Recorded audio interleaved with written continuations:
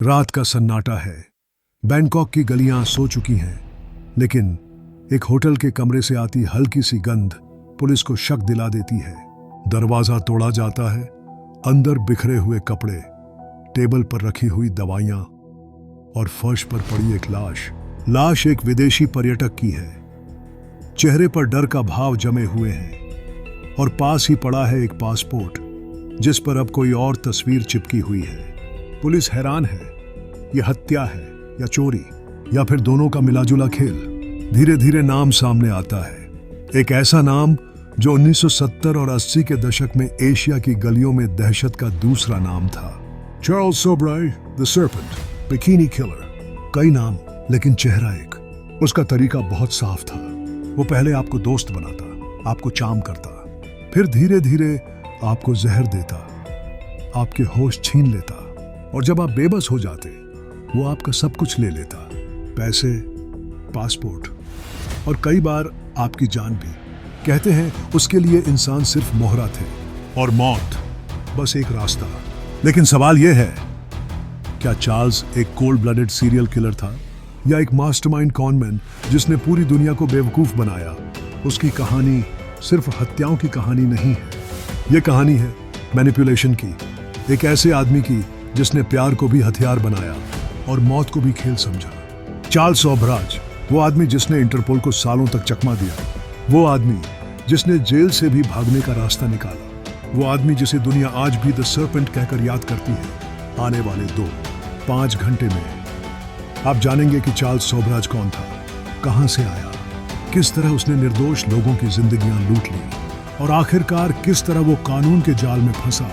लेकिन ध्यान रहे, ये कहानी सिर्फ एक अपराधी की कहानी नहीं है। ये कहानी है इंसानी लालच, मैनिपुलेशन और अंधेरे में छुपे डर की। तो तैयार हो जाइए, क्योंकि ये सफर आपको ले जाएगा सीधे अपराध की उस गहरी अंधेरी दुनिया में जहां सच भी झूठ लगता है और भरोसा मौत की तरफ ले जाता है। Welcome to the story of Charles Sobhraj, the serpent. और अगर आपको ये कहानी शुरू से ही रोचक लगी है तो एक छोटा सा काम जरूर कीजिए, लाइक कीजिए, कमेंट में अपने विचार बताइए और सबसे जरूरी, इस चैनल को सब्सक्राइब कीजिए ताकि इस पूरी कहानी का अगला हिस्सा आप सबसे पहले देख सकें। चार्ल्स सोब्राज का जन्म 6 अप्रैल 1944 को हुआ था। जगह थी सैगोन, यानी आज का हो ची मिन्ह सिटी, वियतनाम। पिता थे एक इंडियन बिजनेसमैन और मां थी वियतनामीज। परिवार देखने में अच्छा था, लेकिन अंदर से बिखरा हुआ। चार्ल्स अभी छोटा ही था तभी उसके पेरेंट्स अलग हो गए। मां ने दूसरी शादी कर ली एक फ्रेंच सोल्जर से और चार्ल्स को अचानक एक नए माहौल में धकेल दिया गया। बचपन से ही चार्ल्स अपने आप को आउटसाइडर महसूस करता था। न पिता का पूरा साथ, न मां का गहरा प्यार, परिवार में अपनापन कम और चार्ल्स के भीतर गुस्सा ज्यादा। धीरे धीरे उसने एक आदत सीख ली, झूठ बोलने की, लोगों को मैनिपुलेट करने की। पढ़ाई के नाम पर वो अक्सर स्कूल से गायब रहता, सड़क पर छोटे मोटे चोरी करता। लोगों को बेवकूफ बनाना उसके लिए खेल जैसा बन गया। कहते हैं चार्ल्स बचपन से ही बहुत चार्मिंग था। उसकी बातें, उसकी आंखें सामने वाले को खींच लेती थी, लेकिन उसके चार्म के पीछे छुपा था धोखा। पेरिस में टीनेज एज तक पहुंचते पहुंचते चार्ल्स पेटी क्राइम्स करने लगा, कार चोरी करना, शॉपलिफ्टिंग और छोटे मोटे फ्रॉड। कई बार पकड़ा भी गया, कभी पुलिस ने छोड़ा, कभी मां ने बचाया। लेकिन चार्ल्स के अंदर एक अजीब सी ठंडक थी। पकड़े जाने पर भी उसके चेहरे पर डर नहीं होता था। धीरे धीरे ये पेटी क्राइम्स बड़े कॉन्स में बदलने लगे। वो फेक डॉक्यूमेंट्स बनाता, रिच लोगों को ट्रिक करता और हमेशा एक स्टेप आगे निकल जाता। चार्ल्स के लिए ये सब क्राइम्स सिर्फ जरूरत नहीं थे, ये उसकी पहचान थे। वो खुद को प्रूव करना चाहता था कि वो अलग है, खतरनाक है और दुनिया से चालाक है। लेकिन यही छोटी छोटी चोरी और झूठ जल्द ही उसे उस राह पर ले जाएंगे जहां उसकी जिंदगी अपराध की एक लंबी कहानी बन जाएगी। उसके चार्म का जाल इतना गहरा होगा कि लोग दोस्त समझेंगे और उसी दोस्ती में अपनी जान गंवा बैठेंगे। यानी चार्ल्स सोब्राज का असली खेल अब शुरू होने वाला था। ये कहानी है एक ऐसे शख्स की जिसका दिमाग तेज धार वाली तलवार से भी ज्यादा नुकीला था और जिसने अपने आकर्षण और चालाकियों से पूरी दुनिया के कानून को कई बार मात दी। चार्ल्स शोभराज, जिसे लोग द सर्पेंट कहते थे, आज हम उसकी जिंदगी के तीसरे और सबसे रोमांचक हिस्से में दाखिल हो रहे हैं। थाईलैंड से लेकर भारत तक चार्ल्स ने जेल से भागने की कला को एक नई पहचान दी। 1930 बैंकॉक की जेल।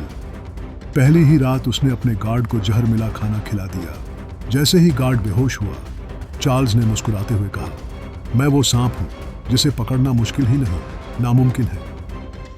भारत के दिल्ली और मुंबई में चार्ल्स ने अपने नए शिकार तलाशने शुरू किए।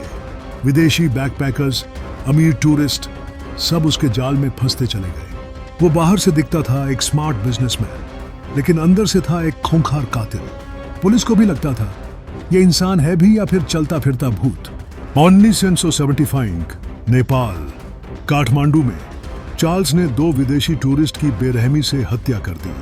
उनके पासपोर्ट चुराकर वो आगे बढ़ गया। नेपाल पुलिस उस वक्त समझ ही नहीं पाई कि एक आदमी कितने चेहरे पहन सकता है और कितने नकाब के पीछे छिप सकता है। 1926 में आखिरकार चार्ल्स पकड़ा गया और उसे तिहाड़ जेल भेज दिया गया। लेकिन जेल की दीवारों के पीछे भी उसने खुद को किंग बना लिया। गार्ड उसके लिए खास खाना लाते, कैदी उसका सम्मान करते और चार्ल्स वो जेल को अपना महल मानकर बैठ गया। मगर अंदर ही अंदर वो एक नई साजिश बुन रहा था।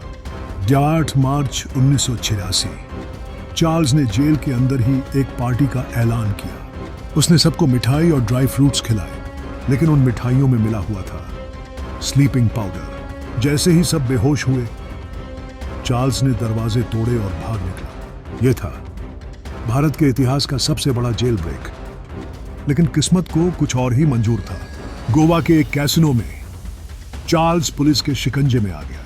वो हमेशा कहता था, मैं दुनिया का सबसे इंटेलिजेंट आदमी हूं, पर उस रात उसकी जुबान भी उसे बचा नहीं पाई। 2030 में नेपाल पुलिस ने आखिरकार चार्ल्स शोभराज को फिर से पकड़ लिया और वहां उसने अपनी जिंदगी के अगले 19 साल जेल की सलाखों के पीछे बिताए। आज भी लोग कहते हैं चार्ल्स सिर्फ एक कातिल नहीं था, वो था एक चलता फिरता साया जो इंसान के चेहरे के पीछे छिपा हुआ था। जंगल, जेल और जानलेवा चालाकियों से बचता हुआ आखिरकार वो वक्त आ गया जब द सर्पेंट का विष थमने वाला था।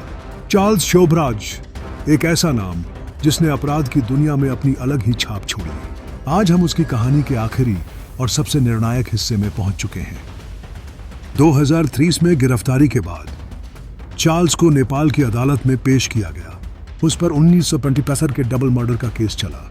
कोर्ट रूम में भी चार्ल्स अपनी उसी पुरानी मुस्कान के साथ बैठा था, जैसे उसे किसी सजा का डर ही ना हो। वो कहता रहा, मैं निर्दोष हूं, सबूत झूठे हैं, लेकिन गवाहों की गवाही और पुराने सबूत उसकी हकीकत को बेनकाब करते गए। चार्ल्स ने कोर्ट में हर चाल चली, कभी वकीलों को बदला, कभी मुकदमे को लटकाया, कभी स्वास्थ्य का बहाना बनाया, पर सच छिप नहीं सका।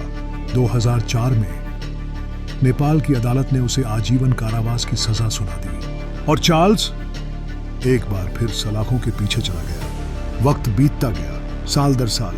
चार्ल्स की वही तीखी नजरें अब उम्र की झुर्रियों के पीछे छिपने लगी। वो शख्स जो कभी दुनिया को अपने इशारों पर नचाता था, अब जेल की कोठरी में अकेला बैठा अपनी सांसें गिनता था। मगर अहंकार वो आखिरी दम तक उसके चेहरे पर साफ झलकता रहा। मीडिया को दिए हर इंटरव्यू में वो यही कहता, मैं एक बेकसूर आदमी हूं और इतिहास मुझे उसी तरह याद रखेगा। निशाज 2022। चार्ल्स अब बूढ़ा हो चुका था और बीमारियों ने उसे घेर लिया था। दिल की बीमारी और बढ़ती उम्र के कारण नेपाल सरकार ने उसे जेल से रिहा कर दिया। 44 साल तक अपराध और छल में जीने वाला यह इंसान अब एक लाचार बूढ़े की शक्ल में पेरिस लौट गया। आज चार्ल्स शोभराज एक बूढ़ा इंसान है, लेकिन उसकी कहानी आज भी डर और हैरानी दोनों पैदा करती है। वो सिर्फ एक कातिल नहीं था, वो एक मास्टर ऑफ डिस्गाइज था। एक ऐसा इंसान जिसने अपने आकर्षण और चालाकी से पूरी दुनिया को धोखा दिया। लोग आज भी पूछते हैं, क्या वो सिर्फ एक अपराधी था या फिर इंसानी शक्ल में छुपा हुआ एक जहर भरा सांप? दोस्तों, ये थी चार्ल्स शोभराज की पूरी कहानी, एक ऐसे इंसान की दास्तान जिसे दुनिया कभी भूल नहीं पाएगी। अगर आपको ये सीरीज पसंद आई हो तो वीडियो को लाइक करें, शेयर करें और चैनल को सब्सक्राइब करना न भूलें। और हाँ, कमेंट में बताइए आप अगली बार किस अपराधी की सच्ची कहानी सुनना चाहते हैं।